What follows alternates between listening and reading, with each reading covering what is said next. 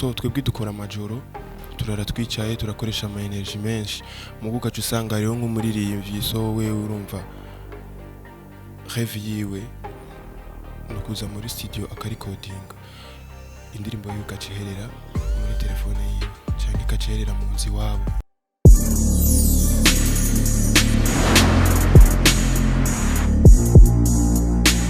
Hello everybody, welcome mwese mukundi bigano vya Abuja Hit TV. Uno musi nundi musi mwiza sana dusubire guhura namwe.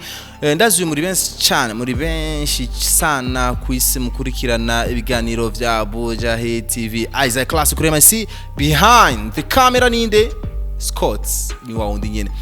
Ewa je nabwiye ko je ndi muri Bantu Boy ariko rero vyananiye umutima wanse kabisa kubona ko no sohoka navuganye na wawundi agomora vya bigoma vyose mwumva vya Bantu Boy ibirimbo byinshi sana bitesa byose bikorerwa muri Bantu Boy ingoma zikoma akomeye indirimbo zidasanzwe Endo Mike the machine bana mze baba inakuwa Wasana Endo Mike uraberewe sana. Thanks bro. Ndashaka kumenya akabanga ko kubegwa kwa rinda kwambi ndafise abantu gusa basanzwe banyambika mugabo si ibintu byahatari mimi naho na simple tu ama interviews twakoranye n'abantu muri Bantu Boy mbenga muratuje sana ukuntu biva kuki nuko mwimereye canke nuko mumeze muri mu interview oya niyo discipline duhabwa nga ya bene ndaje discipline nga muri Bantu Boy aba boss n'aba manager ubu muganzi ntibakunda kuba bari ngaha kenshi discipline muhabwa nande none rega ubu onye ibintu byaroroshe ushobora gusanga tuganira mu zindi nzira like ku telefone nubwo batari ngaha ibintu bibanga barabimenya kandi ku mwanya yeah. Endo Mike the machine uruja muri ndi yaruvuze urujingo iyi jingo yakoze Magic Kingorongo. Wow yeah. Nice. Izi ndirimbo ukora kishaka kumenya kwanza indirimbo maze gukora muri Bantu Boy nkizinga kuko tuhatumba mu nabandi bantu bapeniye nabandi indirimbo maze gukora ngani nyinshi usivye ko ari zitarasohoka so ngizi maze gusohoka ni nyinshi ngira muramaze kuzumva rizakora ama video zitarakora ama video yani nyinshi gose. Endo Mike urari kure gukora izi ndirimbo atari za Bantu Boy jewe bivanye na contrat yiwanje mfise yo nga anyasinde kuri we gukorera indirimbo atari muri Bantu Boy bisanzwe yego rero ugushaka shaka machine yawe ikoreko ntibikunda biravana tu mpaka canke mpakaze muri Bantu oya simpaka uze muri Bantu Boy oya kuko imbere yuko ntangura gukorera muri Bantu Boy hariho contrat hari ibintu bitandukanye ko nshobora kugenda gukorera handi hantu atari muri Bantu Boy ya. Okay. Endo Mike iri zina ryaje gute? Iri zina Endo Mike ryaje nari niga muri 7e niho narengishika muri 7e muri 2007 ya live so much amayi wanje tu bivanye nuko jewe muhira banyita Malik ya so kubera bivanye nuko je kuri côté ya vieux n'aba chrétien kuri côté ya mère n'aba musulman so kuri côté ya mère bamamagara Malik kuri côté ya vieux bamamagara Mike. Sasa rero jesha bacha bashira ku yo Endo vraiment umbajije yo Endo yavuye nabyo byongo sinzi numvise bari mamagara tunakuze numva bamamagara Endo Mike tu the machine chavuye the machine numu producteur yari mpaye nakunda kuinspira ko kera mu producteur nakuze ni inspira ko yitwa Davidengo yeah mu Rwanda tu yeah Davidengo ndamubona urafise amatatuage ku mubiri wawe menshi sana mze baba bana iboro ni gute tatuage yawe sigura ikintu ba tatuage yiwanje isigura ibintu byinshi so yeah sishimye ku bidondagura mu kanwa je tatuage ndinze ndayishirako nuko ibifisi kisobanura yego. Okay urumenga ufise inzobe ni ya papa na mama kabisa niyo mu rugo canke na mavuta wisiga inzobe yiwanje ni ya papa na mama kandi no muri famille yiwacu bari inzobe benshi kuri kote yose haba kwa vie haba kwa mère. Ndishaka kumenya indirimbo muri Bantu Boy maze gukora ugati iyi song bro yarafashe umwanya kabisa kuyikora uri sohoki byarafashe umwanya na ndirimbo nimwe irigere ifata umwanya kuyikora muri Bantu Boy ngori vyonze ariko gukorana n'umuntu nka Fizo n'umuririmbyi azi music kandi yemera sana so we gukorana nawe ntibyaguhaye umwanya ucumva yuko Bantu Boy ukeneye gukorana na Fizo ntibyaguteye ubwo Ego quand même hariho nk'ibintu ushobora kumva ukavuga no. So Fizo n'umuntu azi kureba tala yararavye aravuga ati jewe twakorana bivanye nawe n'ukuntu asanzwe afise irya tala yiwe kumenyera music. Ego yaravuze ati beti njo tufanye kazi.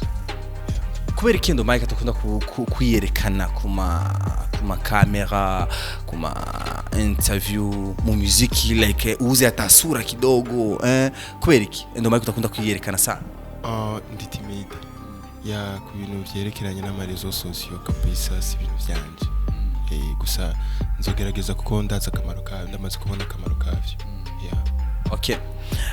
Atarakabanga muri Bantu Boy hamwe ngahe boss kuko numvise ngo muri Bantu Boy birashika akaba ibintu vya hajya ntibumve ngo ni Bantu Boy hajya n'izina gusa ariko amafaranga bahabwa sikirenga nivyo. None umva tudahembwa twaca tubaho gute? Bohema agafaranga kangana gute boss? Iyo nibanga giye nyongorera abantu. Oya kabisa. Iryo nibanga giwanje nibiri kuri contrat. So abo bavuga ivyo onya ni baba ninjavye mu bisanzwe niko dukonze kubivuga nganya. Kubera ko nka jewe nta muntu azi nka budget yiwanje jewe intunze. Mugabo nk'abantu turi kumwe ngaha muri famille ya Bantu Boy barazi nka bamwe barashobora kuba bazi nka budget tu Mike akenera ibi nibo bashobora kuba bazi ti ego arahembwa umushahara nk'uwo mugabo Jesse sinavyakire neza kwanza kumbaza nk'icyo kibazo mugani bon gusa sidita wikunda ntushimye gushira ku mugaragaro ivyo urabire kuri we n'amategeko kuri wewe.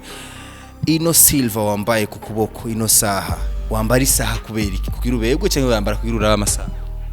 Isaha umuntu yambara kugira premièrement umuntu yambara kugira amenye amasaha hanyuma ica kabiri naco ni kugira umuntu abegwe yego ushobora gusanga atashobora nko kuva mu nzu atambaye ikintu ni ibintu bicomplete style y'umuntu aba yambaye like chenette isaha nka kujya ubona n'abamama rero nk'umumama adashobora kuva nko mu nzu atiteye makeup. So ni ibintu biba mu buzima bwa misi yose bw'umuntu ugasanga ikintu yakimenyereye. Okay, biramaze gushika umuririmbyi akaza muri studio uriko uramukorera song ukamwirukana ati bro na boa? No, oya ikintu mbere muri studio wangu ni gufasha abaririmbyi. Ivyo je nibirigera mishikira gusa nyene hari igihe umuntu azuka amubwira no ntiharagera vraiment ko boza muri studio la ariko mu bisanzwe je ndi muri studio kugira mfashe umuntu wari we wese yumva ko yoja muri studio. Umuntu amaze kuza akagutumbera akakubwira je no ririmba. So je nda muri studio mbayeho nk'umuganga wo fete.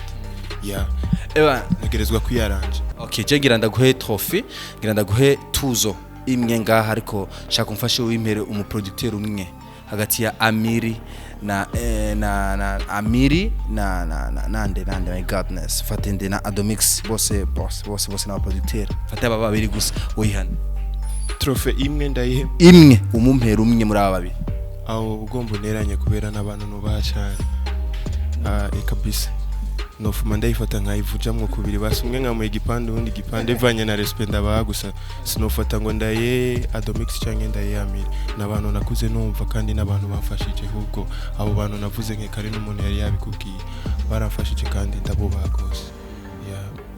Okay, and Mike ikibazo ikintu kigutera stress muri industry ya Buja Flavor ukiraba ukavuga ati no antuka babihindu ikintu kinera stress ni nka kujya ushobora so twebwe dukora amajoro turara twicaye turakoresha ama energy menshi mubuka cyusanga rero nk'umuririmbyi so we urumva rêve yiwe nukuza muri studio akarecording indirimbo y'ugacerera muri telefone yiwe cyangwa ikacerera mu nzi wabo. So je nk'umuproducteur mbashaka ikintu dukoze kigiraho kigushikanye wewe naho kishikanye jewe nabari hafi yiwawe na famille yiwawe igira aho bigushikanye. So hari abantu rero dukorana ugasanga uramuego indirimbo iraryoshe mukabo kumva naho nacimumariye naje wari je umuproducteur kandi yayirisha amafaranga. Bana kizazi sana jereka sozere interview ndakubaza akantu kamwe ndazurazi kirundi cyane dread mu kirundi ni gute? Busaki. Peace. Bana and Mike metisha sana tu ubusage Isaac Classic kuri MIC behind the camera Scott tubana kubazana ama exclusive interview muri Bantu Boy Lokinene na Gahwane